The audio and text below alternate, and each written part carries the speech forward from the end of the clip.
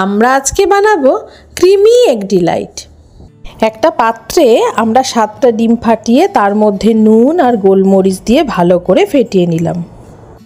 এরপর একটা ফ্রাইং প্যানে বাটার দিয়ে ফেটানো ডিমগুলো এইভাবে ভেজে নরম নরম অবস্থায় তুলে দিলাম।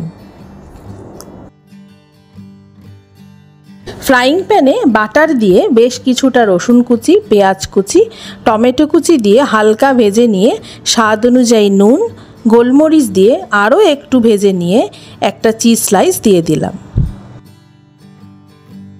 চিজটা গলে গেলে একটু কর্নফ্লাওয়ার দিয়ে আবার কিছুটা নাড়াচাড়া করে 2 কাপ দুধ দিয়ে মিশ্রণটা ঘন করে নিয়ে স্বাদ মতো চিলি ফ্লেক্স ও অরিগ্যানো দিয়ে ভেজে রাখা ডিমগুলো দিয়ে দিলাম। এবার একটু নাড়িয়ে চাড়িয়ে নিয়ে একটা পাত্রে ঢেলে তার ওপর 3টে চিজ স্লাইস দিয়ে মাইক্রো ওভেনে 2 থেকে 3 মিনিটের জন্য দিয়ে দিলেই তৈরি হয়ে গেল ক্রিমি এগ ডিলাইট।